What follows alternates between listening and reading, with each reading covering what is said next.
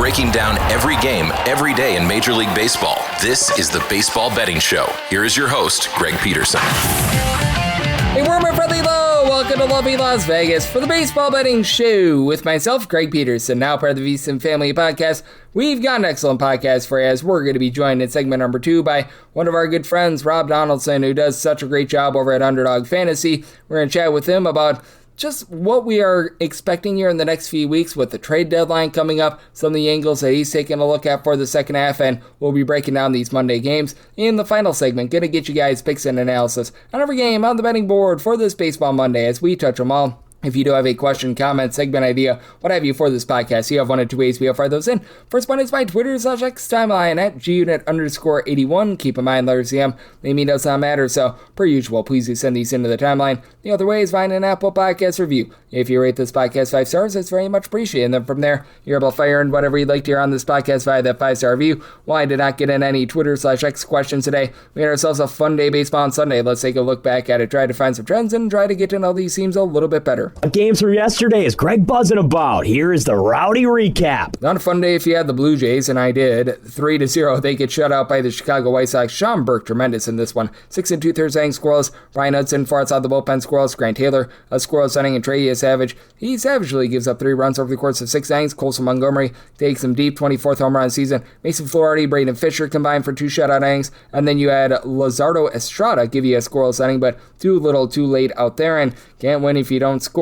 The Atlanta Braves, they certainly scored though, 8-5. They were able to take down the Walker Texas Rangers. For Grant Holmes, gives up 3 runs over the course of 5 innings. From there, Dylan Dodd, DDA Fuentes, they combine for 2 shutout innings. Dylan Lee gives up a run in an inning, and Racy Iglesias does give up a home run to Wyatt Langford, 10th home run season, but lead was 4 at that point, and Nathan Eovaldi gives up 3 bombs. He's really been giving up the deep ball. In 4 innings, gives up 4 total runs as Austin Riley, his 11th and 12th home runs of the season, and then Drake Baldwin, his 17th home run of the season. A little bit later on, he would get home run number 18 of the season as that comes off of the Peoples, as Ben Peoples gives up that home run in an inning of work. Robbie Elstrom is scoreless inning along Cole Winn. You had Tyler Alexander give up 2 runs in a third of an inning. Peyton Gray, pair of outside the bullpen, he gives up a run along the way as well. And here's a rarity, the New York Mets, they get a win, this by a count of 6-1 over the Philadelphia Phillies. For Alan Ronell, this was not what he was looking for. 5 runs allowed over the course of 4 innings. Taken deep by Francisco Lindor, 6th home run of the campaign. Tim Mesa gives up a run in an inning. Max Laser, 5 outside the bullpen, scoreless. Seth Johnson, 4 out scoreless. Yohan Duran, a scoreless inning, but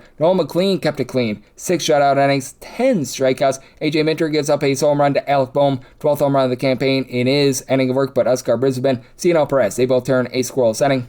Pirates have now won back-to-back Paul Skeens starts, 7-1. They take down the Cleveland Guardians' Joey Cantillo. 4 runs allowed in 5 innings. From there, you had Will Dion give up 2 runs in 2 innings. Hunter Gaddis, a scoreless inning out of the bullpen. And then you did have a run given up by the Ailman, Franco Ailman. And for Skeens, 1 run allowed in 7 innings. That's the Paul Skeens that we all know and love. Mason Montgomery and Isaac Manson, they were both able to turn a scoreless inning.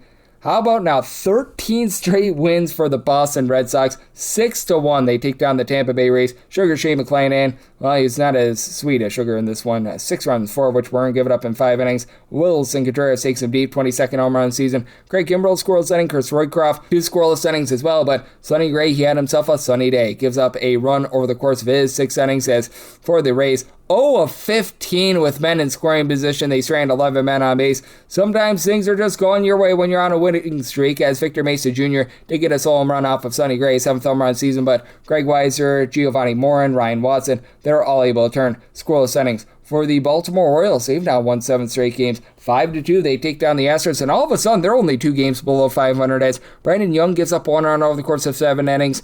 Uncle Rico Garcia does give up a home run to Jose Altuve, 12th home run season in his inning of work, but Grant Wolfram scoreless inning to get the save, and Hunter Brown, 6 walks, 4 runs allowed in 4 2/3 innings. From there, Brian King was the king of giving up a home run to Kobe Mayo, 13th home run of the season, gives up that home run in his inning of work. Kai Wei Tang, 2 1/3 innings, scoreless. Christian Javier, a scoreless inning, but too little too late out there, and for this team, it was a nice late charge. for the Arizona Diamondbacks. 8-7 in extra innings. They take down the St. Louis Cardinals. The Cardinals had this game made. They were up 7-0 going into the bottom of the 6th inning, and then things unravel from there. Andre 3000 Palante does not give up 3,000 runs. 3 runs allowed in 5 1/3 innings. All came late. Ryan Stanek gives up a run in 2/3 of an inning. George Floriano gives up a home run in his inning of work as taking him deep. You had home run number 7 for Geraldo Perdomo. Nolan Arenado, the former Cardinal, 8th home run season. That comes off of Gordon Gaseffo. Gives up 2 runs in his inning work, and then Luis Castillo, he comes in for the 9th and 10th inning, gives up the unearned run, walk-off winner in the 10th as Max Kepler. Yes, that Max Kepler, RBI double to win it, and Eduardo Rodriguez was due him for so much regression, and boy did he have it here. 5 runs allowed in 2/3 innings. Dre Jemison from there, 2 runs allowed in 2 innings, but the rest of the bullpen did their part. Phil Babner, 2 shutout innings. Taylor Clark, 4 outside the bullpen squirrels. Ryan Thompson, pair of outside the bullpen squirrels. Juan Murillo, 1 1/3 inning squirrels to be able to get that one to the window. Hey, the Angels won a game. 3-2. They take down the Detroit Tigers, who have been quite hot, by the way. And for the Tigers, you had Casey Mize removed after 3 1/3 innings, gives up just 1 run. Dwayne Anderson, 1 1/3 innings, allows a run. Brendan Hennepy gives up a run in an inning. Tyler Holton, 4 outs scoreless, and Kenley Jansen, scoreless inning, but not a lot to him for these guys at the plate. Their 2 runs were solo home runs. Kevin McGonigal, 9th home run season. That comes out for Ryan Johnson, who's been awful this year, but gives up a home run over the course of 5 innings. And then Ryan Zephyrian in the 9th. Riley Green took him deep, 14th home run of the season. But for Sam Deterra, Chase Silseth, Sam Buckman, they're all able to supply a scoreless inning for the Seattle Mariners. 6-3, they're able to take down the San Francisco Giants as Robbie Ray, more like Robbie Boo, 3 runs allowed in 4 innings, only one of which was earned. Casey Schmidt had a pair of errors out there in the field. And then Adrian Don't Call Him Doogie Howser tried to save the bullpen. 3 runs allowed in 3 innings, gives up a home run to Luke Raley, 15th home run of the season. Colt Young, his 13th, and Sam Hentages, squirrel inning of his own. Logan Gilbert does give up 3 runs in 6 innings, including home run to Bryce Eldridge, 10th of the campaign, but punched out 10. Edward Bizardo, Gabe Spire, Andres Munoz. They're all able to turn a scoreless inning. And for the Athletics, second half of the season has been rough for them. The Nationals back to 500, 5-2 the final for the Nationals.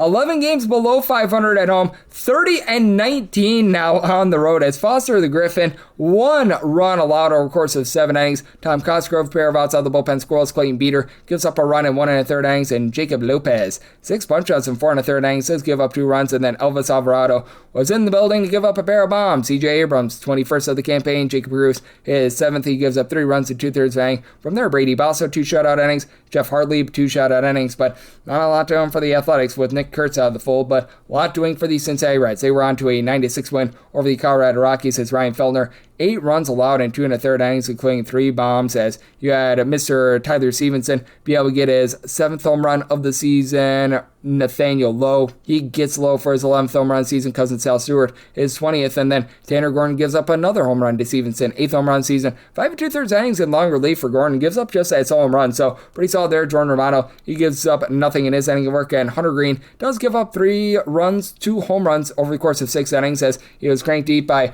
Hunter Goodman, who is a good man. He had home runs number 28 and 29 of the campaign, and then home run number 30 comes off of Sam Ball, who gives up that home run, 2 runs in total over the course of an inning of work. Willie Castro, 9th home run season off of Emilio Pagan, doing what he does best, giving up bombs, gives up that home run in his inning of work, but Red still able to salt this one away with Brock and Wilbrook being able to give you a shutout inning of his own. Things are starting to be a little bit shaky for the Minnesota Twins. 10-1, the Cubs get the job done here. Shota Imanaga does give up 6 hits, but 7 shutout innings, really nice start here. Phil Matone gives up a run in an inning. Drew Pomerantz, scoreless inning, and Zebby Matthews, 10 runs, 8 of which were earned, give it up in 3 innings as he was cranked deep by Alex Bregman, 10th home run season. From there, the bullpen was actually solid. Travis Adams, 3 shutout innings. Cody Funderburg was able to give you a scoreless inning, and then you had Woo Suk Go be able to give you a shutout inning as well, but when your starter gives up 10 runs, 8 of which were earned, that's really a recipe for disaster. For the Brewers, they had a recipe for a walk-off winner, 3-1. They take down the Miami Marlins as Yuri Perez, 1 hit, 6 shutout innings. He was tremendous. From there, Kate Gibson, Michael Peterson, great name. They combined for 2 shutout innings, and then Pete Fairbanks completely yakks this game away. Gives up a walk-off 3-run homer to William Contreras, 10th home run season, as it was 1-0. Going in the 9th inning, Robert Gasser, he was solid. Gives up a home run in his 5 innings of work. Esterio Ruiz, 5th home run of the campaign. Chad Patrick, 2 shutout innings. Aaron Ashby, Grant Anderson, they both give you a shutout inning, but for the Brewers, they find a way to uplift themselves with that walk-off winner, and for the Kansas City Royals, boy, it's been a rough season. Padres enter in the day on Sunday, 30th out of 30 teams in run creation, and they put up 19 runs! 19-2, the Padres get the job done here. For Noah Cameron, he gives up 7 runs over the course of 5 innings, including a home run for the Slam Diego Padres. It was just a whole bunch of home runs in this one. They got 5 in total. Ty France had 2 of them, 13th and 14th of the campaign. Fernando Tatis Jr., his 7th of the campaign. Jackson Merrill got the one off of Noah Cameron, his 11th of the season. Then later on, he would get home run number 12 of the campaign, as there were 6 runs allowed by Tyler Tolbert in his inning of work. That was a position player that had to come in. He gave up a pair of bombs. Matt Strom gave up a home run in his inning of work. Beck Way, 4 runs, one of which was earned, give it up in 1 2/3 innings. Tolbert had the air out there in the field. By the way, Lucas Ursich, he gives up a home run in his 3rd of an inning of work, and Germán Marquez, not long for this game, 2 runs allowed over the course of 3 innings, was taken deep in this one by Jack Caglione, 16th home run season. But how about the bullpen? Randy Vasquez, 3 shutout innings, Yuki Matsui, pair of shutout innings of his own, and Wandy Peralta, scoreless same thing to be able to polish that one away. And then in our double dip, we saw the LA Dodgers take game number 1 by a count of 8-2, Yoshinobu Yamamoto, a complete game. You don't see those very often. Need to save the bullpen, and he did. Gives up 2 runs, including home run to Trent Grisham, 11th home run season, but he was masterful. And Cam Schluter was not long for this game. 3 runs allowed in 4 1/3 innings, jacked up his pitch count to 98. From there, Jake Bird, he would get sent down to the minors after this game. 5 runs allowed in a 1/3 of an inning. Tim Hill, 1 1/3 inning scoreless. Anel Shavili, 1 1/3 inning scoreless. And Camilo Duvall, 5 outs out of the bullpen scoreless. But Dodgers, they get a nice win in game number 1. And then the Yankees reverse the script in game number 2 in a surprisingly low-scoring game. 2-1. The Yankees get the job done. This was a full-sail bullpen game for both of these teams. Ryan Yarbrough, opener for the Yankees, 2 2/3 inning scoreless. Paul Blackburn walks the plank for 2 1/3 inning scoreless. Brent Hedrick, Fernando Cruz does give up a home run to Tommy Edman, 2nd home run of the campaign. He went a 1/3 of an inning before David Benner does not poop the Benner. 1 2/3 inning scoreless. Will Klein was the opener for the Dodgers. He gives up a run in an inning. Kyle Hurt, 2 shutout innings. Edgar Enriquez, pair of outs out of the bullpen scoreless. Jack Dreyer now scoreless. Brock and Roll Stewart, 2 shutout innings. Alex Vesia scoreless inning, and then Evan Phillips in the 8th inning gives up a home run to Jazz Chisholm, his 14th home run of the campaign. Gives up that home run in his inning of work, and that ends up being the difference in this one. So the Yankees, they are able to get a split there, and if you're looking at Major League Baseball right now, for one of the few times all season long, the under has the lead on overs. 727 unders, 725 overs, and if math serves me correct, we've now had 37 pushes along the way. Favorites on the money line hitting at 56.1%, 812 and 635. And among those 812 favorites, we have now seen a whopping 189 fail to cover the run line. Last 30 days of Major League Baseball, favorites are 199 and 151, so nearly 57%, with 47 of them failing to cover the run line. And over the last 30 days, 190 overs, 163 overs, and 18 pushes along the way, so nearly a 53.8% hit rate to the under. And if you're looking at just what we've seen post All-Star break, 25 unders, 18 overs, and if that serves me correct, we've had 3 pushes along the way, with favorites going just 24 and 20 on the money line, and among those 24 favorites, 5 failed to cover the run line. So that's what we're seeing in baseball right now, and that's what we're getting trend-wise. Coming next, let's chat it up with our good friend Rob Donaldson about the Monday card and so much more right here on the Baseball Betting Show with myself, Greg Peterson, now a part of the Beast and Family Podcast.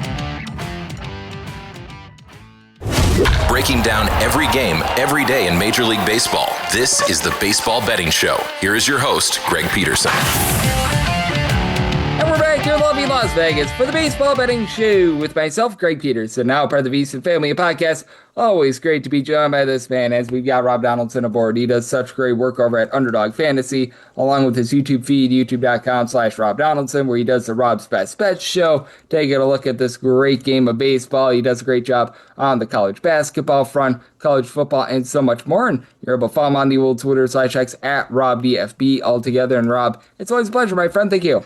Yeah, thank you for having me on, Greg. It's always a great time talking baseball. And to be honest, we're in this kind of weird, point in the season where we're coming off of a hard reset.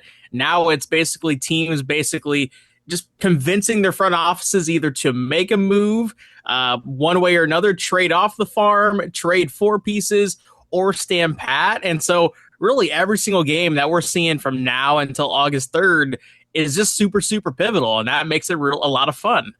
Yep, it certainly does. And how do you take a look at some of these teams in the American League where It's murky. It's really, really murky. I feel like every team, aside from the LA Angels and the Kansas City Royals, who lost by a trillion runs yesterday, are able to make a case that they could be buyers. I feel like almost every one of these teams could also make a decision that they could be sellers as well. So makes for a lot of good, clean family fun here. Yeah, and ultimately, I think there's a dividing line when it comes to just building up a team for this year, potentially hemorrhaging the future by the moves you make now. And although there's a lot of teams that are in the mix theoretically from like a math standpoint, there aren't a lot of teams that I think are very good within that mix. You look at a team like the Toronto Blue Jays, for example. I think they're a great example for this. They're, relatively speaking, within the wild card race, but they are not a team that can go out there and win a World Series this year. It's kind of crazy to look 1 year in the rear view and notice how close they were to actually getting there, and look how far they are now, just a half season removed from a World Series against the Dodgers. But this is where we are, and I kind of feel the same way, obviously, about say like the Detroit Tigers down there, the Minnesota Twins. There are certain teams in the AL that, although from a math standpoint, yeah, you could say, hey, they're still contending for the playoffs, but are they contending for that World Series? And does it make sense to go make moves? I kind of feel like the answer is no for a lot of those AL teams there.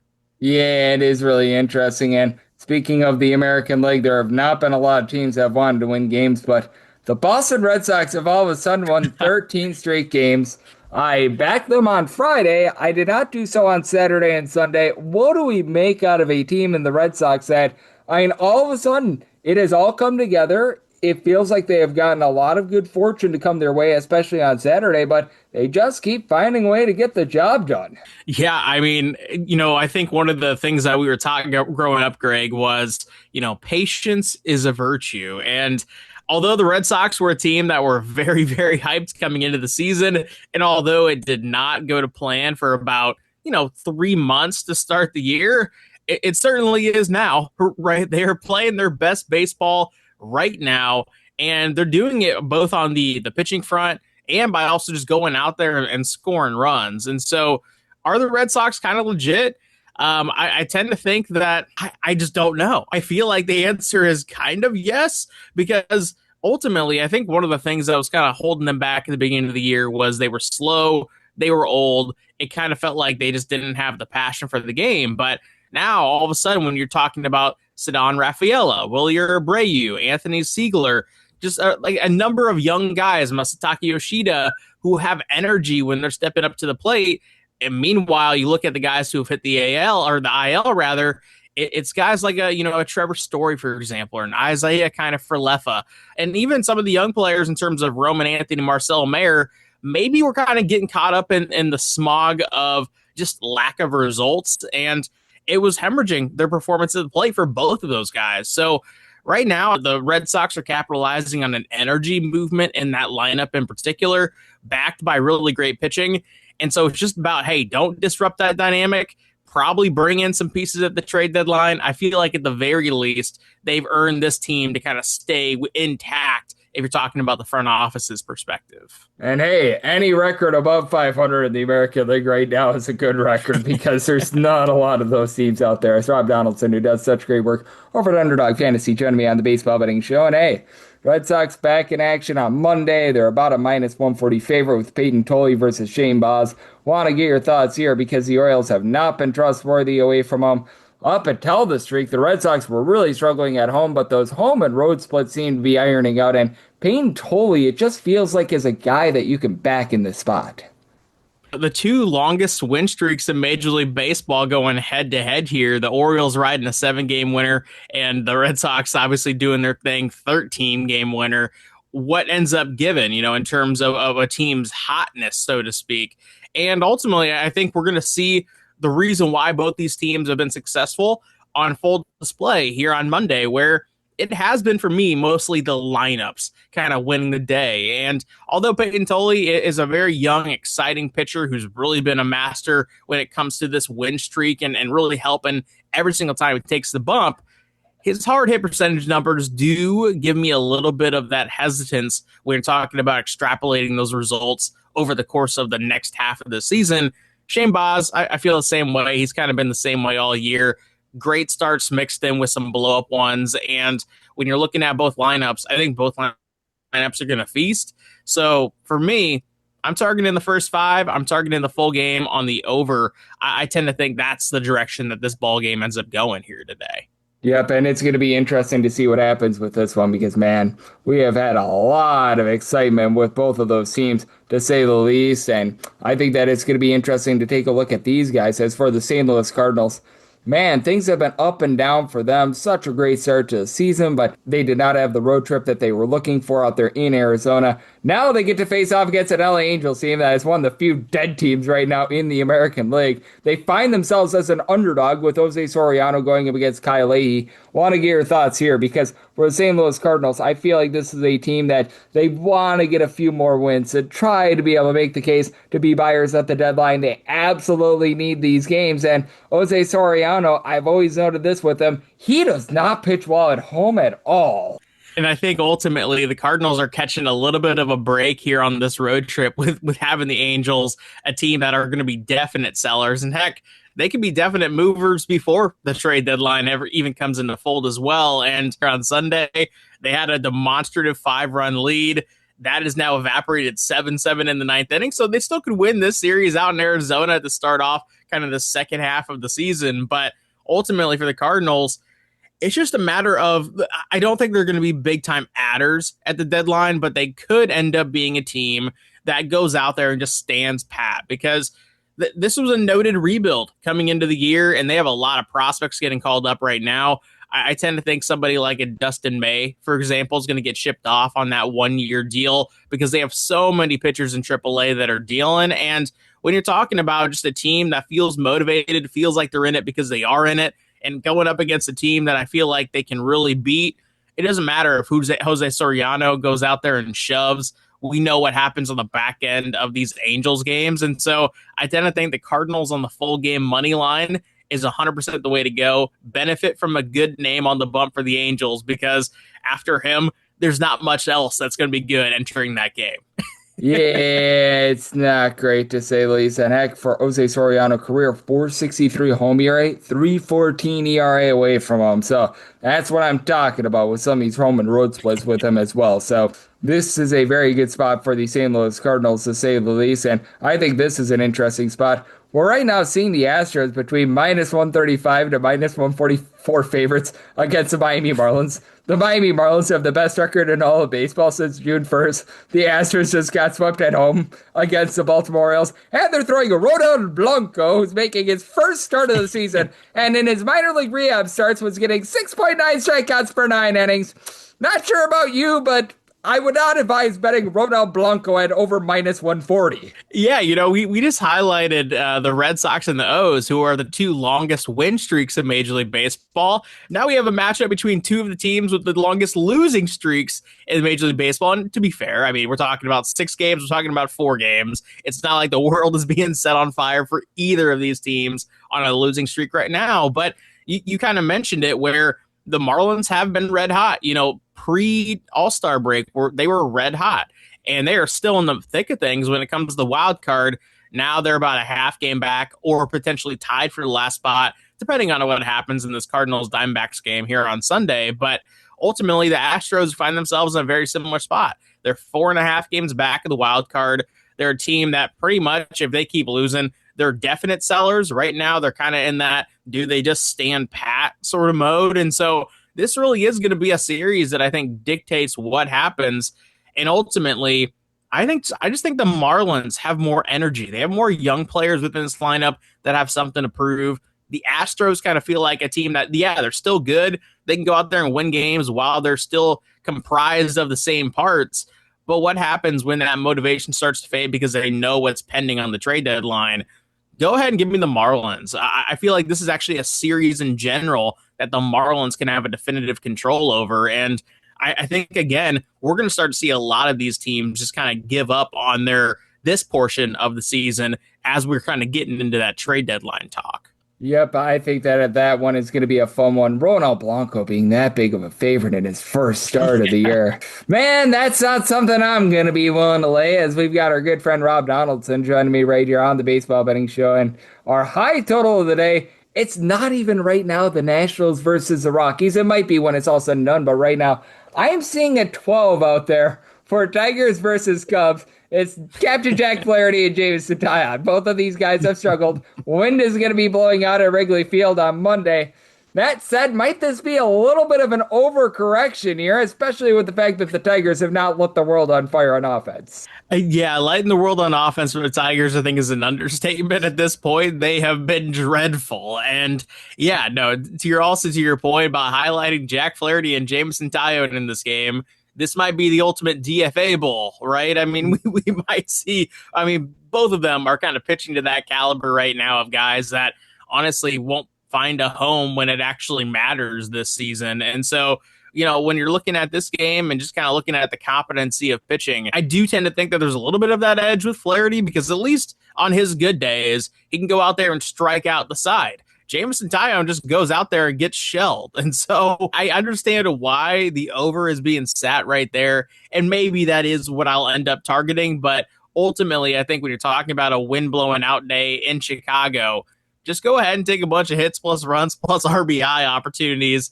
when you're talking about the Detroit Tigers, when you're talking about the Chicago Cubs. There are a lot of guys that are individuals in those lineups that are feasting a little bit. Obviously Kevin McGonigal's been great all season, but even a guy like Gary Carpenter has been hitting the ball well. PCA for the Cubs, Pedro Ramirez for the Cubs, a couple notable ones, Michael Busch as well for the Cubs. That's kind of where my focus would be more so allocated rather than just kind of fading the bad pitchers who also the market knows are pretty bad. Yeah, when you're seeing a total of 12 and the game is not in Mexico City and or Colorado, you know that you've got a pretty bad pitching matchup to say the least, especially when it involves the Tigers. Tigers have about a bottom 10 offense in terms of run scoring this year, and we've got ourselves all 30 teams in action here on Monday. We don't get that very often. Anything else that's really standing out to you? Because we've got some great pitching matchups, and we just highlighted one that wasn't so great. No, that's the fun thing about these full slates is you can find an angle for literally anything that you love. Unders, overs, the whole shebang, fading individual pitchers, whatever it may be. And the game that comes to mind in particular is going to be a game out there in Kauffman between the Giants and the Royals. Two offenses that really haven't been it for the most part of the season.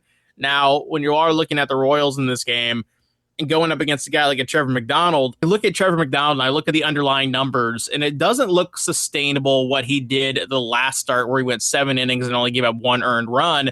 It kind of feels like potentially the door could be open for anybody to go out there and just shell him, especially on a day where the wind is blowing out in a stadium that can be suited for home runs when that weather is the case. And so I look at the Royals team total. I also look at the Royals first 5 money line tomorrow because that bullpen is just so atrocious. I don't want any part of it.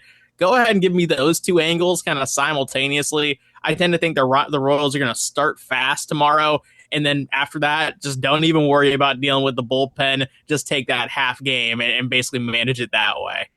Oh, man, those bullpens have been so bad this far this season. The Giants are starting to toilet bowl. The Royals are as well. But you also have 2 bottom 10 offenses at a total of 10.5. So something's got to give here. There's a lot of those games that are on the card. And Rob, I know you're doing an absolutely tremendous job of being able to break them all down. Let the good people at home know what's all on tap for you and how people are able to follow along on social media and other platforms. Well, hi, Greg. It's always a blast talking ball with you. And for those who want to follow my Major League Baseball bets on an every single day basis, and again, we're applying the same logic of all the call-ups, all the trades. We're targeting a lot of those teams when they do end up making those moves. And Twitter/X at RobDFB is where you can find me. Also, my YouTube channel, Rob Donaldson, is also a great way to keep in touch. And, as always, Greg, I appreciate me on, man. Always great to be able to get Rob aboard every single time he joins me. He lends such great insights. He did so once again today. So a big thanks to Rob for joining me on the Baseball Betting Show, now part of the VSiN Family Podcast.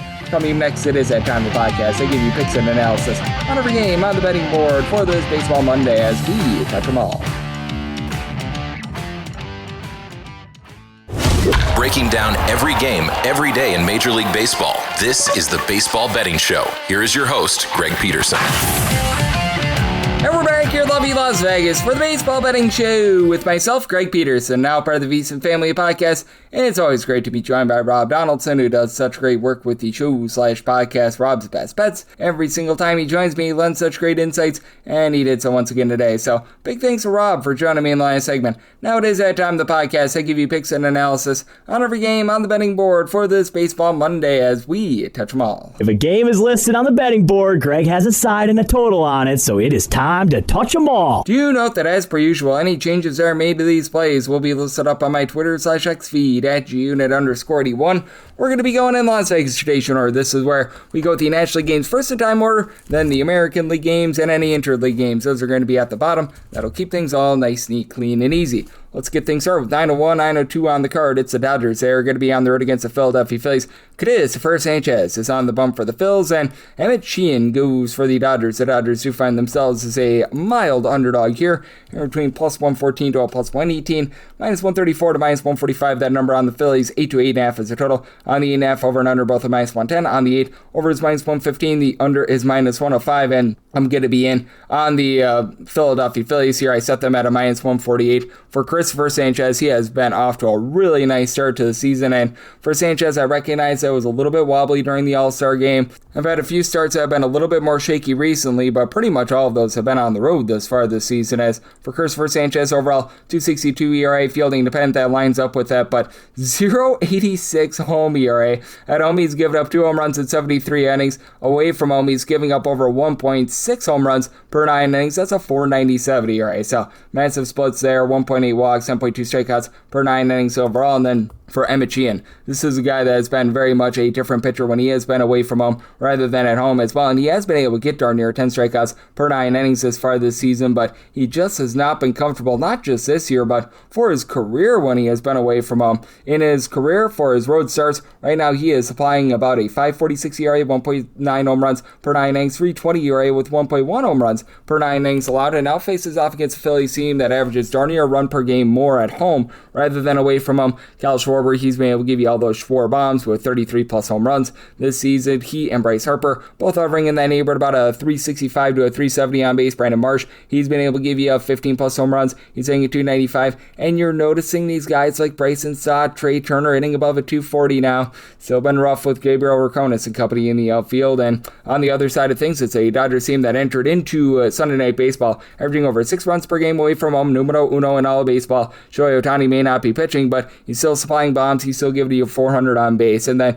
likes of Max Muncy, Andy Paz, Freddie Freeman, they've all been able to give you 16 plus home runs. In the case of Freeman, about a 370 on base. Paz not necessarily so high with his on base, 360 for Max Muncy. Teoscar Hernandez been a little bit up and down this year. And for the Dodgers, this is a relatively solid bullpen. They did enter into Sunday Night Baseball top 10 team in terms of bullpenning rate, even with having a few hiccups. We have seen Kyle Hurt start to regress a little bit, but the likes of Tanner Scott, Alex Vesia, Will Klein give you a sub 350 ERA, and getting back Brock and Roll Stewart has been nice. And then for the Philadelphia Phillies, we've got a pair of guys in Ryan Kirker and Yohan Duran who have been dominant. These two guys have been able to give you a sub 3 ERA. Tim Mays has been relatively okay. Chase Sugar has given you a few okay innings as well, but some of these guys like Seth Johnson and company just have not been great. But I do think that Sanchez is going to be dominant once again at home. I did set my total at 8.1.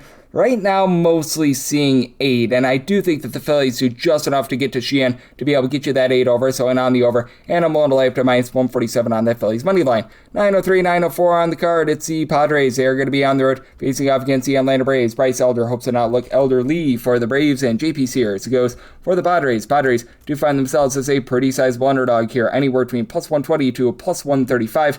Right now for the Braves, I'm finding them as good as a minus 142, as bad as a minus 165. So this one's a little bit over the place. Total on this game is 9. Over and under anywhere between minus 105 to a minus 115. And I am going to be in on the over, as JP Sears just has not been great, to say the least, when he was at the minor league level in over 7 ERA. And I recognize he's been a little bit better in his small sample size here at the big league level. 503 ERA, but I mean a 524 fielding independent, 1.8 home runs, 3.7 walks per 9 innings in his 4 starts, so there's just really not a lot of trusting in him there. For the Braves, I set their money line price at minus 158. If you're looking to lay a run and a half with them on the run line right now, you're finding that more in the neighborhood about a plus 130, plus 146, and if I could get a plus 130 or better, I am going to be looking at the run line in some form or capacity will be in on the Atlanta Braves. As Bryce Elder, he has not necessarily been lighting up the radar gun or anything like that. He doesn't give you a whole bunch of swing and miss, but he has been able to do an okay job in terms of keeping the ball in the yard. Now, if you look at some of the baseball savant numbers, that should be regressing a little bit. 4.12 ERA, fielding dependent, more around about a 4.32, 1.3 home runs, 2.8 walks per 9 innings, but also have a Padres team that entered into Sunday dead last in terms of run creation.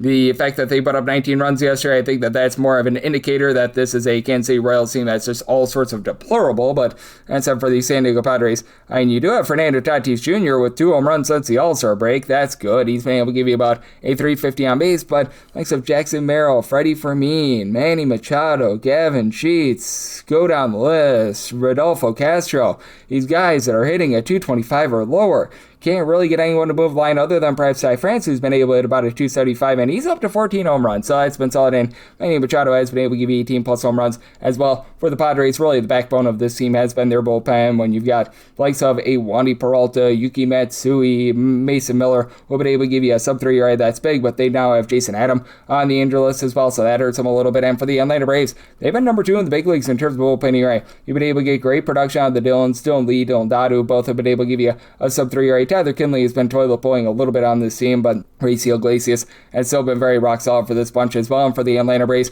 they continue to be a top 10 team in terms of run creation. Recognize that they haven't been quite the same at home rather than away from home, but it does appear as though Austin Riley's getting into form. Pair of home runs yesterday, that really helps you out. And just a lot of guys in general that move the line, like Ozzie Albies, Matt Olson, are both hitting between about a 260 to 270 with great power, with Olson especially over 25 home runs. Jake Baldwin, second half of the season has been great for him. He was able to go deep twice yesterday, 18 bombs, 360 on base. Michael Harris, he's hitting a 300 with a double-figure amount of bombs. So do think that the Braves go out there, dominate this game. Like the over stuff I told, 9.3. And for the Braves, personally, I would rather take a plus 130 to the run line rather than the money line, but some form of capacity will be on the Braves, most likely run line. 9-5, 9-6 on the card. It's the Brewers. They're going to be playing us to the Mets. Freddie Peralta goes for the Mets. The Miz, Jacob Mizorowski, is on the bump for the Brewers. The Brewers who find themselves as good size favorites here, minus 184 to minus 192. This is between plus 150 to plus 160 on the Mets on their side. 7.5 to 7 is the total on the 7 overs, minus 120. The unders even on the 7.5. Unders between minus 110 to a minus 125. The overs between plus 105 and a minus 110. And with this Brewers team, I did set them on the run line at a minus 112. Right now, you're getting plus money on that at about a plus 110, and I will be taking that run line along with the over. So I told 7.7. For Jacob Mizorowski, he no doubt about it has been absolutely amazing for the Milwaukee Brewers. 13.5 strikeouts at 2.2 walks per 9 innings. He's been just cutting through these lineups like a hot knife through butter. Do have to have a little bit of concern that he missed his last start prior to the All-Star break and that he did not pitch in the All-Star game, so maybe there's a little bit of something there. That said, I'm still willing to bag the Brewers here because for Freddie Peralta, this should be his first time facing the Milwaukee Brewers in Milwaukee, and he has been on a miserable run. Overall for the season, a 4.66 ERA, about 1.3 home runs, and his 9 strikeouts per 9 innings are a career low. But how about 23 runs allowed in 21 and a third innings in his last 5 starts? Oh boy. This has not been great, and we've seen Austin Warren completely toilet bowl in this New York Mets bullpen. Now you still have some relatively good pieces in the Mets bullpen as well. Oscar Brisbane, AJ Minter, Brooks Raley, guys are giving you a sub 3.25 ERA, but man, he has been absolutely awful. And for the Mets, they're averaging right around about 3.9 runs per game away from home. Dead stinking last in the National League. AJ Ewan has been able to move line. He's giving you about a 345 on base, and then Juan Soto has obviously been able to do his part, over a 400 on base, 20 plus home runs.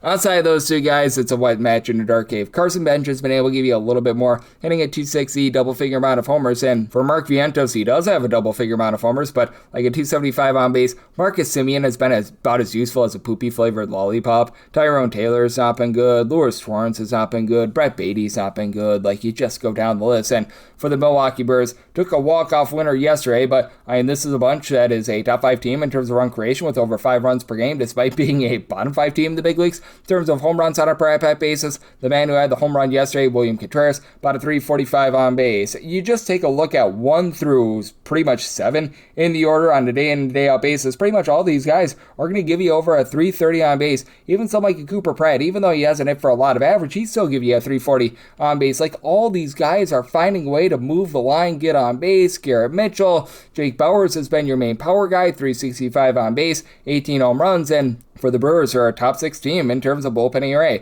Chad Patrick has turned into a really nice long guy for the team. You've got Trevor McGill, Abner Uribe, Aaron Ashby, all in that neighborhood of like a 3 to a 350 ERA. Grant Anderson is right around about a 353. All these guys have been very rock solid. So do think that the Brewers go out there, dominate this game. I'm going to be willing to take them on the run line. I do like the over semi-total 7.7, 907, 908 on the card. The Nationals are going to be on the road against the Rockies. Kyle Freeland for the Rockies. Andrew Alvarez for the Nationals. Nationals are a minus 122 favorite for the Rockies. Slim plus number of a plus 104. 11.5 is the total. Over is minus 120 and the under is even. Give me the Nationals here. I set them at a minus 146. Now, if you look at the fielding independent of Kyle Freeland, it does point to some positivity at a 475, but that ERA is a 736. He's giving up 1.8 home runs per 9 innings. He has been just absolutely terrible this far this season, and I just cannot back him here. Meanwhile, when it comes to Andrew Alvarez, he's been able to put it together a nice start to the season. Like, you wouldn't know it by looking at the 404 ERA, but how about 9.7 strikeouts per 9 innings? So 4 walks per 9 is a little bit concerning, but just 0.4 home runs allowed per 9 innings. He gets a face-off against a Rockies team that has been one of the better offenses in all of baseball. Hunter Goodman has been a good man. He's been able to give you 27-plus home runs thus far this season, but I mean, it is a Rockies team that does have a few guys at the bottom of the lineup. They need to pick it up. You've been having some ups and downs with the likes of Edouard Julien and company. Now, TJ Bromfield has been great hitting at 300. Jake McCarthy sitting at 300. Whenever you've had Cole Carey out there, he's been able to move line. Troy Johnson as well. So these guys have been solid in getting back. Mickey Moniak gives you a little bit more power. And for Goodman, with his 3 home runs yesterday, he's up to 30 now for the season. But for the Rockies, they continue to be a bottom 5 team in terms of bullpen ERA. As you've seen Antonio Senzatella start to toilet bowl a little bit. They're banking on Jordan Romano at the closer's role. Not a place where you want to be. Victor Vodnik, Juan Mejia. These are guys with well over a 450 ERA. Seth Alverson, one of their better relievers, is currently on the injury list. Zach Ognos has been absolutely terrible, and for the Washington Nationals, they continue to be absolutely terrible with their bullpen as well, so not a lot of trustworthiness there. Justin Lawrence has had a very rough season. Orlando Robalta, sub-4 ERA, but Brad Lord, PJ Poulin going on the injury list along with Richard Dickey Lovelady, that's been an issue, but you just take a look up and down the boulevard for this team. James Wood has been able to give you good wood right now, right around about a 400 base, 28 home runs. You've been able to get 20-plus bombs out of CJ Abrams, Luis Garcia, both hitting above a 275. Curtis Mead, 17 home runs, 350 on base. Keibert Ruiz really doesn't draw a lot of walks, but he's been able to about a 280 as well. Even these guys like Dallin Lyle and company have been able to find a way on base. I think that this is going to be Nationals domination here, and I think that Kyle Freeland is going to do what he does all year long. He just gives up a whole bunch of runs. So I'm going to be in on the over, semi-total 11.6, and with regards to the side, I'm in on the Nationals, set them at a minus 146.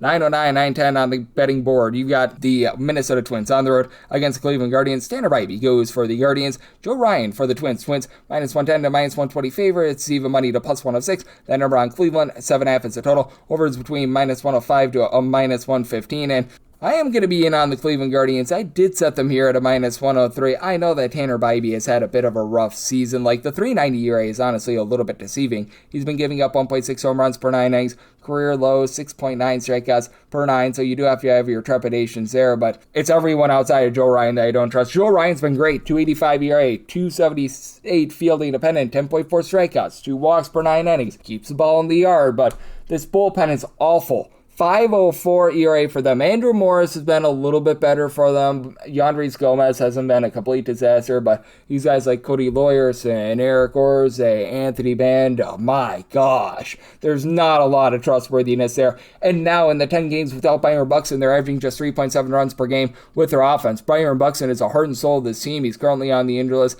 Now you do have Brooks Lee, who's been able to give you a double-figure amount of homers. He's been able to give you a little bit of something, and you still do have a few guys who move the line, like Trevor Larnage has an on-base percentage that is above a 375. Ryan Jeffers right around about a 400 base as well. And to the credit of Josh Bell, he's been a little bit better recently. Rice Lewis has had a rough season. He's been a little bit better since getting called up from the minors. And Cody Clements gives you a little bit of power, but flip side of things for the Cleveland Guardians, I think that they're going to start to ignite a little bit more with their offense. Obviously, the injuries to Jose Ramirez and Ana Martinez have just absolutely destroyed this team, but they've gotten Chase Salauter back. Travis Bazzana, even Steven Kwan now, and Brian Rocchio, all between about a 3 330 to a 345 on base. It's the bottom of the fold. These guys like Patrick Bailey, at this point Reese Hoskins, PD Halpin, these guys are hitting at 215 or lower. They have been absolutely terrible for the team, but still, again, they have the far better bullpen in this situation. You've been able to have Eric Sabrowski give you a sub 325 ERA along Kate Smith, who's gotten 20 plus saves. They do have Tim Aaron on the injury list, and John Armstrong has not been great, but been able to get a little bit more out of Matt Festa recently after a really rough start to the season. It's been a good run of things for some of these other guys in the bullpen, like Hunter Gaddis, who began the season on the injury list. So I do think that for the Cleveland Guardians, they're going to do just enough to be able to get to Joe Ryan, and then they get into that bullpen to be able to get the job done. So I did set the Guardians here at a minus 103. I'm going to be in on their money line, and I do like the over. I did set my total at an 8.1, 9-11, 9-12 on the card. The Rays are going to be on the road against the Toronto Blue Jays. Dylan Cease goes for the Jays, and Nick Martinez for the Rays. The Rays do find themselves between plus 120 to a plus 126, minus 134 to a minus 148. That number on Toronto, 7.5 is the total, over and under anywhere between minus 105 to a minus 115. And with this one, I'm going to be in on the Toronto Blue Jays. I know they burnt me over the weekend, but Dylan Cease is the guy that I'm willing to rely upon. I set them at a minus 155 for Dylan Cease. We saw him a few weeks ago take that no-hitter into the ninth inning against the San Francisco Giants. We saw him look masterful at the All-Star game as well. Man, that's right now supplying a 256 ERA with a 219 fielding independent, giving up a half home run per 9 innings with 13.5 strikeouts per 9. Now, the 4 walks per 9 innings is a little bit of an issue because it's not necessarily the world's greatest bullpen, so you do have to factor in the fact that he might jack up his pitch count, but Tyler Rogers, Louis Varland, they've been able to give you a sub-3 ERA. Alex Macko has been a little bit of an issue. Mason Flaherty has been a little bit better recently, and they seem to be finding something out of Luzardo Estrada because, they were hoping Uriel Rodriguez would be better. He has not been, and for the Blue Jays, you just need to find power because you've got guys that are able to get on base. I recognize the Vlad Jr. not having the best year, but still, 345 on base out of him. Luis Urias, even Jonathan Clase, they've been able to hit above a 270. Nathan Lukes, Ernie Clement, they're hitting above a 280. Don Varsho has seen his on base percent fall off a little bit, but they've got guys getting on, but outside of Kazuma Okamoto with his 22 plus home runs, nobody else has been able to give you 9 plus bombs, so that's been a massive issue for this team. And for the Tampa Bay Rays, Junior Caminero, 13 home runs in the last 19 games. This guy has been as hot as lava. And then you've got Jonathan Aranda along with Andy Diaz, who have both been able to give you 13 plus home runs. They're both up above a 375 on base. After that, it's a lot of mixing and matching. Like Chandler Simpson, really good base stealer, hits about a 285. You've had the likes of Richie Palacios, Nick Fortes in that neighborhood about a 240, 250. Even Ben Williamson, but for the Rays, they are in the bottom half of the big leagues in terms of bullpen ERA. Ken Boozer, Casey Lugumina in a Rays uniform have both been able to give you a sub 350 ERA. Cole Sulzer, though, has had his issues. Garrett Clevenger has been a little bit better recently, but man, that's been a little bit of a less than savory situation as well. So this is a circumstance where I'm going to be willing to trust in the Blue Jays. Don't want the run line with the way that they're not really producing a lot, but I do think that they're going to be able to get to a guy, Nick Martinez, who has been a master at inducing soft contact this season, but I think that the fairy tale run is going to be running out relatively soon. 265 ERA, 391 field independent, 0.9 home runs, 1.6 walks per 9 innings, but 5.3 strikeouts per 9 innings. Giving up that much contact in general, I think, is really going to be doomsday for him. So I'm going to be willing to take a shot here on the Blue Jays on the money line. I'm willing to go up to a minus 155, and right now we're seeing this total at a 7.5. I set my total more in that neighborhood of a 7.6. So I'm also in on the over. 913, 914 on the card. You got the Boston Red Sox on the road against the Baltimore Orioles. The Wizard of Boz, Shane Boz, goes for the Orioles, and Peyton Doley goes for Boston. Boston, minus 136 to minus 145 favorites, between plus 118 to a plus 125 is that number on Baltimore. 8.5 is the total. Over is minus 115. The under is minus 105, and I'm going to be willing to back Peyton Doley and the Red Sox. I learned my lesson from the weekend in terms of fading this team. I'm willing to go up to minus 152 here for Peyton Doley. He does sometimes give up a little bit of hard contact, and he does have an ERA that's a little bit higher at home rather than away from home. You'll find that with a lot of these pitchers because of the way that Boston is set up, but still, 311 ERA, 323 field independent, 9.3 strikeouts, 0.9 home runs per 9 innings. And for Shane Boz, to his credit, he's been relatively solid in terms of keeping the ball in the yard, but he doesn't really give you a lot of swing and miss. 8 strikeouts at 3.4 walks per 9 innings, 0.7 home runs per 9, has been much, much better recently. 300 runs or fewer allowed in 5 out of his last 6 starts, but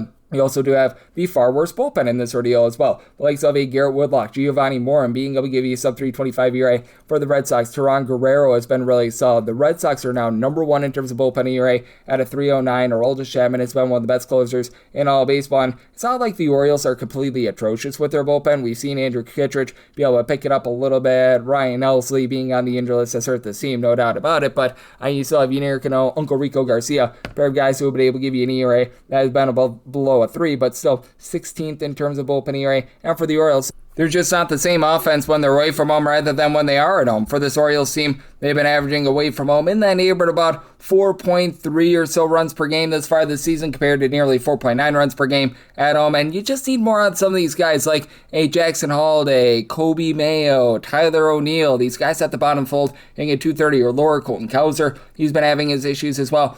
Meanwhile, for the Red Sox, they entered into their series against the Tampa Bay Rays, actually last in the big leagues in terms of runs per game at home. They've really been picking up recently. Ryler Abreu, I believe he had 4 home runs in that series against the Tampa Bay Rays, and you do have plenty of guys that are able to move line. As I look at these guys like Ceddanne Rafaela, Ryler Abreu, Masataka Yoshida, Isaiah Kiner-Falefa, a lot of guys between about a 330 to a 345-ish on base, and then you've had Wilson Contreras just really carry the mail for the team. 40-plus home runs, 380 plus on base. Anthony Siegler has been able to give the team some life. You still have some issues at the bottom of the fold, having Jaron Duran hitting below the middle line of 200, Rami Gonzalez, some of these mix and match guys have not been great. Caleb Durbin has still been a disappointment this year, but he's been a little bit better as well. Do think that it's going to be a case where for the Red Sox, if they're going to be able to get runs, it's going to be a little bit more off the bullpen, and I do think that they do just enough to be able to get you the over. I did somebody total at an 8.6, so do like the over, and I am not going to be fading the Red Sox on this one.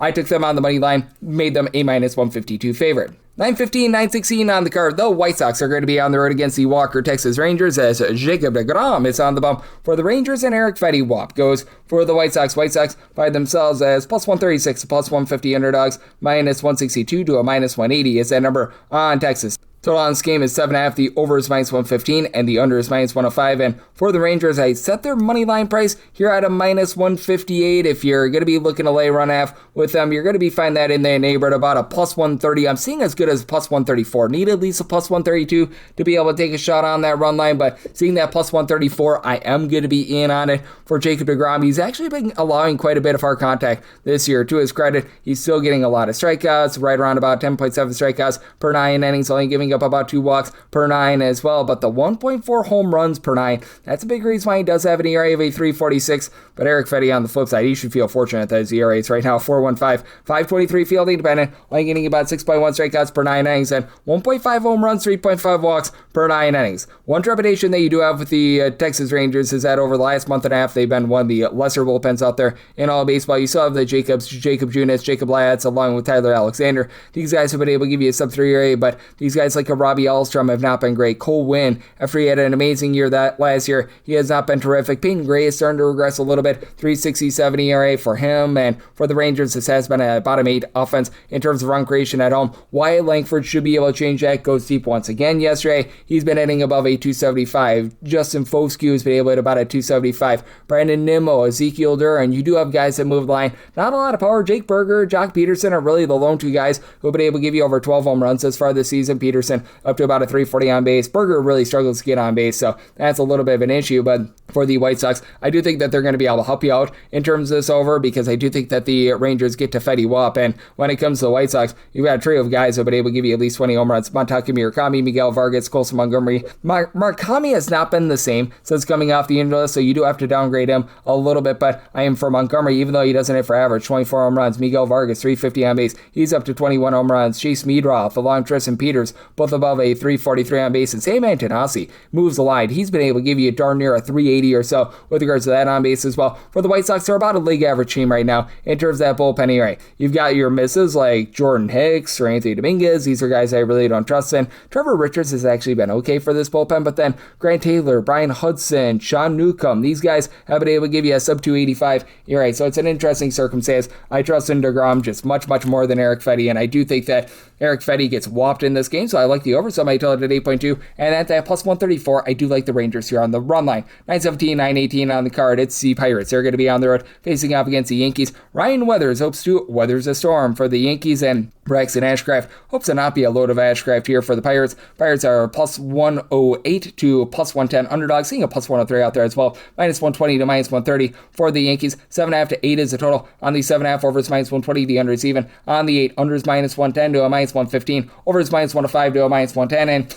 I do like the over. I did something till at 8.3. Ryan Weathers has just really started to regress. He's now given up about 1.5 home runs per 9 innings. His ERA has ballooned all the way up to a 4.15. He just has really had a rough run of it recently. Still getting about 10 strikeouts per 9 innings. Braxton Ashcraft, he has seen his ERA go up to about a 3.49, but still a 3.32 fielding dependent, 10.2 strikeouts, 2.1 walks per 9 innings. I have to wonder if his start getting skipped on Saturday affects him a little bit here, so he's on a little bit of extended rest, but also does get to go up against a Yankees team that it's been rough for them. Going into Sunday Night Baseball in their last 23 games, 3.3 runs per game. Paul Goldschmidt, who is really having himself a nice start to the season, has regressed. Cody Bellinger still give you like a 340-ish on base, but that's been a little bit of an issue as well. Trent Grisham, he's up to about a 340 on base. Chaz Chisholm just has not been getting jazzy this year. Hitting at 225. Ryan McMahon has been an issue. Anthony Volpe actually does give you about a 340 on base, but not a lot of pop there. And then the catcher spot has been an issue. To the credit of the New York Yankees, they've been atop of the American League in terms of bullpen ERA. These guys like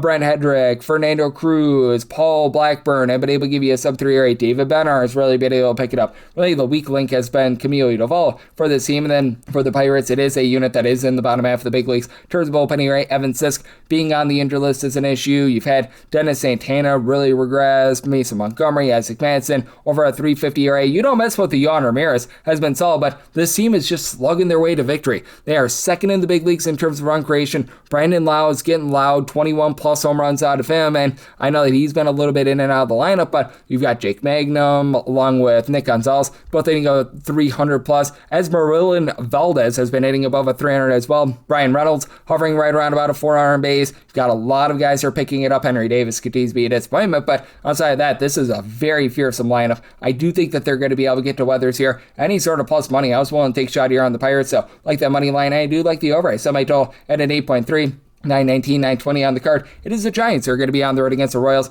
Michael Wacha, and if he has a bad start, it's the dying Pac-Man voice of Michael Waka Waka Waka Waka goes for the Royals, and Trevor Old McDonald goes for the Giants. The Giants do find themselves as a very slim underdog here, between plus 105 to a minus 110, and between minus 106 to minus 115. That number on the Royals 7.5 is the total. Unders minus 115 and the overs minus 105. I know that Trevor McDonald might not be lighting the world on fire, but I do think that there's some positivity here, and that's a big reason why I'm going to be in on this under. I did set my total at a 9.3. 5.02 ERA for McDonald. 4.05 fielding dependence. 0.8 home runs, 2.8 walks per 9 innings, getting a hair over 7 strikeouts per 9 innings. And for Michael Wacha, he's not necessarily a strikeout guy himself. He's hovering right around about 7 strikeouts per 9 innings as well. But 3.77 ERA, right around about a 4 fielding dependent, 1.1 home runs, 2.6 walks per 9 innings. And neither of these offenses are great. The Royals 20th in terms of run creation with about 4.3 runs per game, albeit it's better at Kauffman Stadium, and it is going to be good hitting conditions out there at Kauffman Stadium as well. But I just still don't have a lot of faith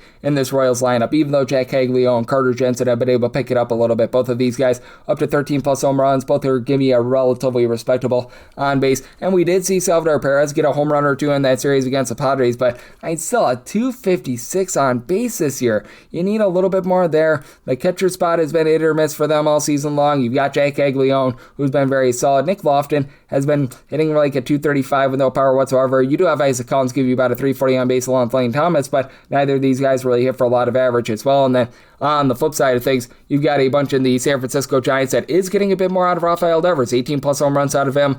Willie Adames has been able to give you 15 plus home runs, but man, that on-base percentage has not been there. Bryce Eldridge along with Casey Schmidt have both been able to hit above 270, and for Schmidt, he's up to 17 plus home runs, so he's been able to do a relatively solid job. For the Giants, you do have to have some trepidations with his bullpen. Sam Antiges has been really good. He's been able to give you a sub-2 ERA, and having Adrian Don't Call Him Doogie Howser fill 3 innings yesterday, that helps out a little bit because these guys like Dylan Smith, Eric Miller, Caleb Killian, they've really started to regress, giving you a 3.50 plus ERA. You have gotten Keaton Wynn off the injury list. That's big. And JT Brubaker has been a relatively solid long guy as well. He's been able to give you a sub 3 ERA for the Kansas City Royals. It has been a rough bullpen here to say the least. As you've got some of these guys like Matt Strom, Alex Lang, Lucas Hurstich, all above a 4.50 ERA. Steven Cruz has not necessarily been great. John Schreiber, Daniel Lynch, a sub 3.50 ERA. That's about all that there is to speak of. But I do think that Michael Wacha is actually going to be able to go out there, give you a really nice start here. He's been relatively solid when he's been at home this far this season, and I do think that he keeps it going here. So for the Royals, I did set them at a minus 128.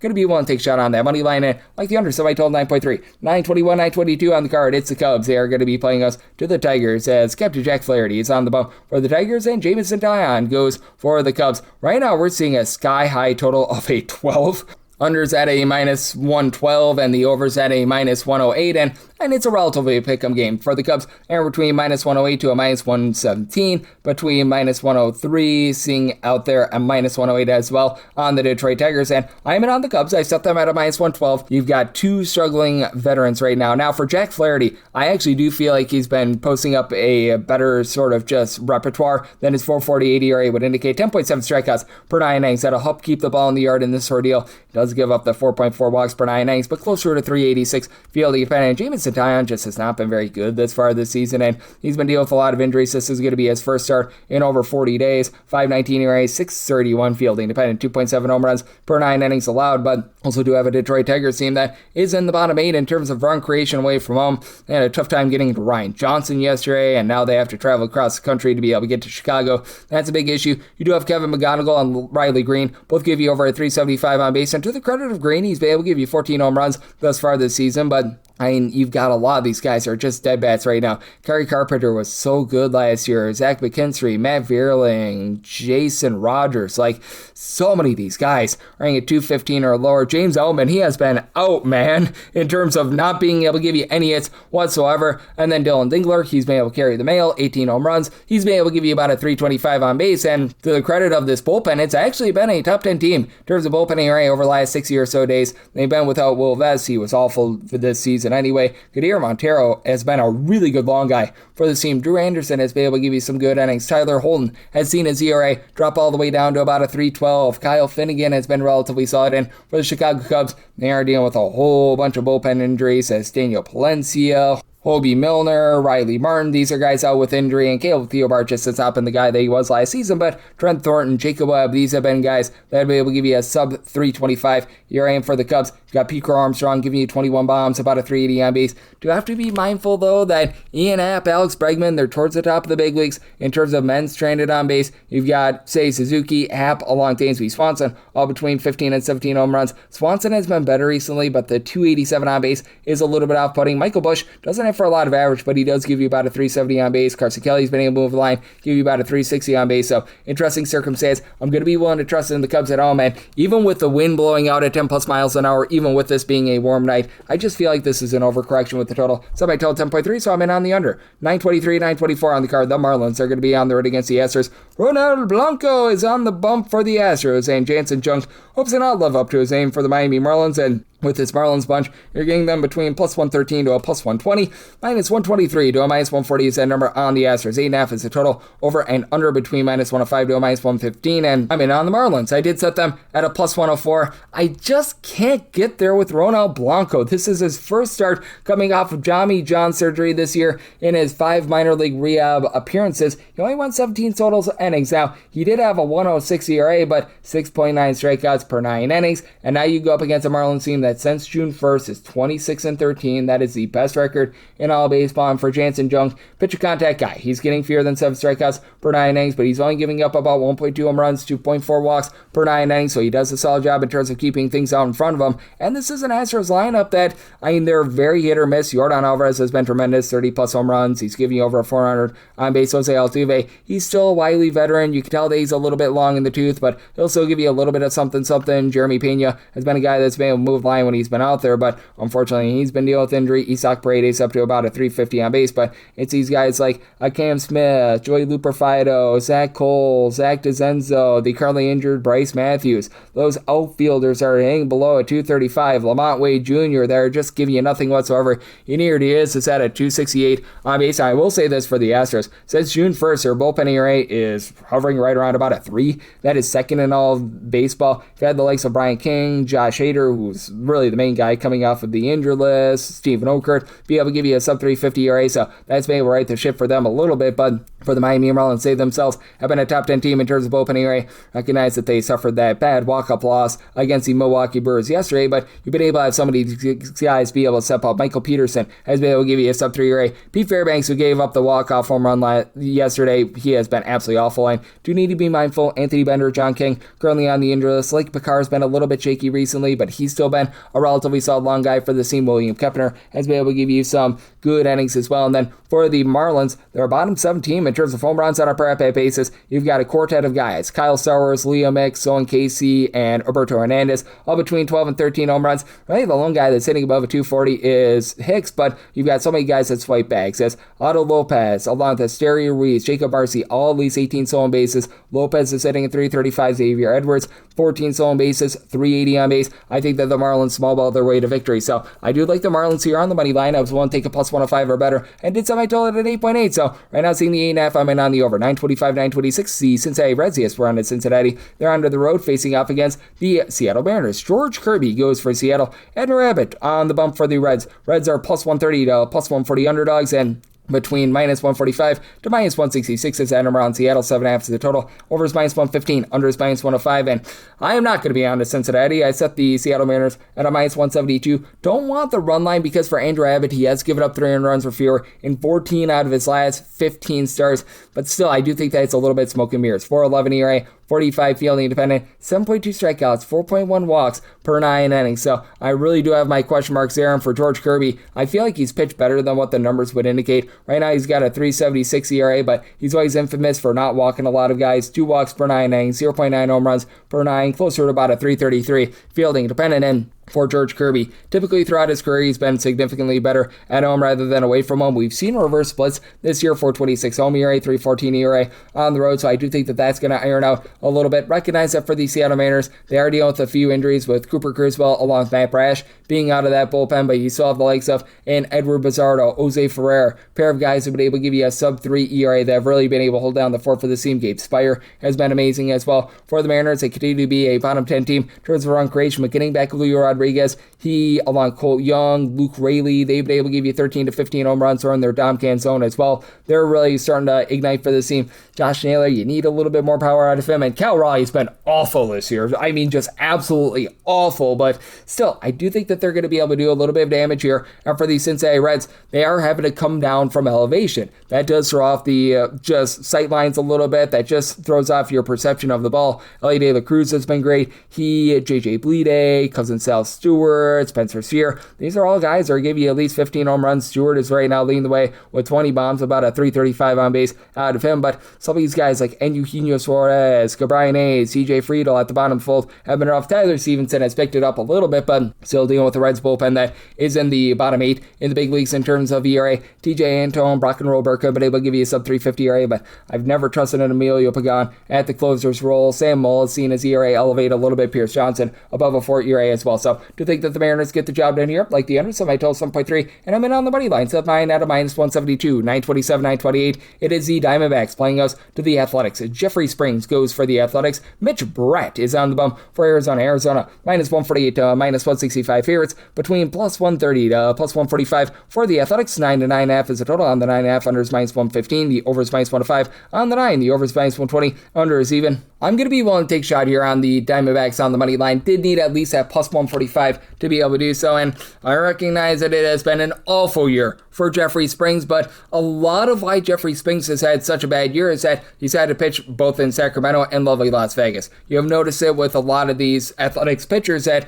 they just have really bad home and road splits because they're right now pitching in minor league ballparks. You take a look at what Jeffrey Springs has done thus far this season, and the ERA is all over the place with a 6.08. He's given up 2+ home runs per 9 innings, and much of that has been because his home ERA is right now is 6.79, and at home he has given up 16 home runs in 54 and a third innings. Now, he's still been giving up about 2 home runs per 9 innings away from home, but that does fall to about a 5.19. It's at the very least a little bit more respectable, and for Mitch Bratt, we just haven't necessarily gotten a big sample size out of him. It's only been 2 career starts. He has given up 4 runs over the course of 6 innings, and I actually do think that he's got quite a bit of upside to him, but right now he's not giving you a lot of length. When he was down at the minor league level this year, a 3.38 ERA, which, considering he was pitching for a little bit of time in the PCL, that's actually quite impressive. So you do like to be able to see that. Not necessarily a guy that is going to keep the ball in the yard, the world's greatest, was giving up about 1.3 home runs per 9 innings, but to his credit, he was only giving up like 1.5 walks per 9 innings. He's always been relatively solid with the command.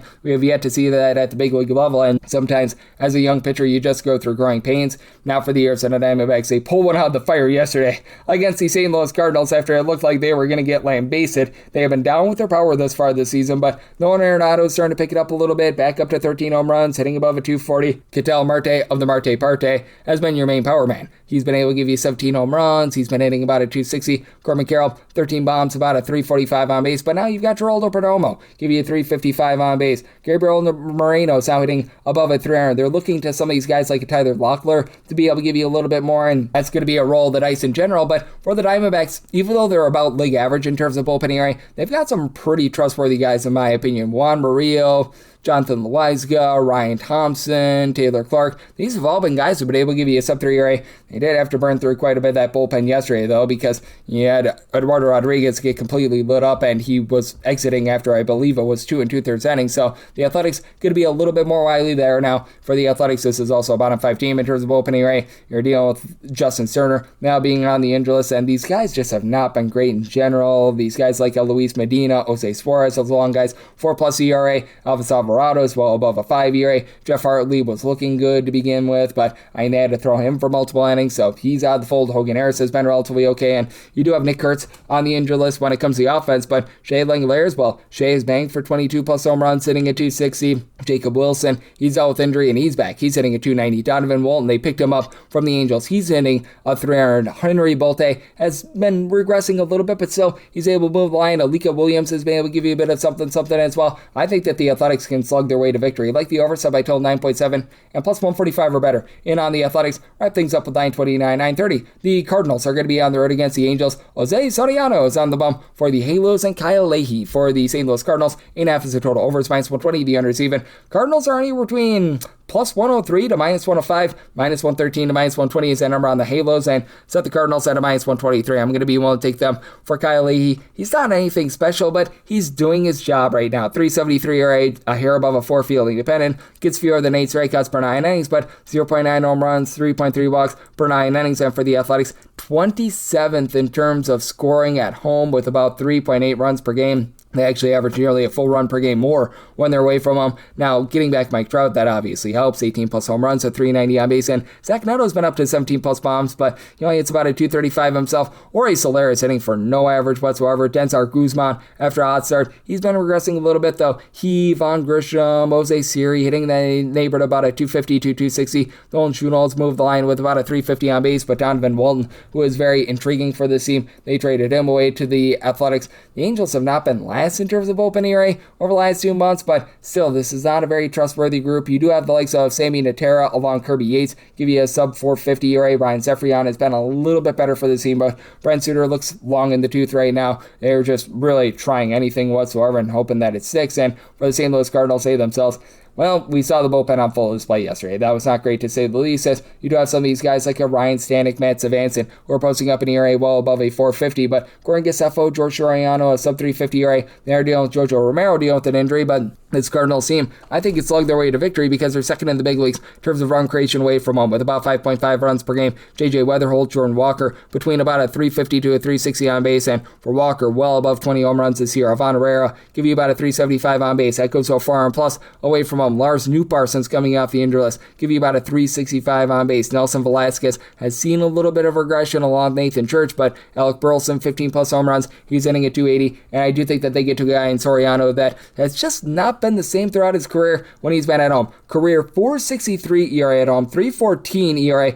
away from home with 4.6 walks per 9 innings at home. He's giving up over 4.5 walks per 9 innings at just overall this season, and I think that allows the Cardinals to be able to get the job done. Did somebody tell it at 8.4 with the way that the Angels aren't hitting at home, so like the under and the Cardinals on the money line, and that'll wrap things up for the Monday edition of the Baseball Betting Show, now part of the VSiN family of podcasts. Big thanks to Rob Donaldson, who does such great work with the show/podcast Rob's Best Bets. He joined me in the last segment. If you do like hearing from this fine podcast, Baseball Betting Show, you're able to subscribe wherever you get your podcasts, Apple Podcasts, Google Play, Spotify, Stitcher, and TuneIn. If you have a question, comment, segment idea, what have you for this podcast, you do have one or two ways to fire those in. First one is my Twitter/X timeline at @GUnit_D1. Keep in mind, letters CM, they mean does not matter. So, as per usual, please do send these into the timeline. The other way is find an Apple Podcast review. If you rate this podcast 5 stars, it's very much appreciated. From there, you're able to fire in whatever you'd like to hear on this podcast via that 5-star review. And I'm with you guys every single day on this podcast, giving you guys picks and analysis on every game every day. So I'll be back with you once again tomorrow. Thank you.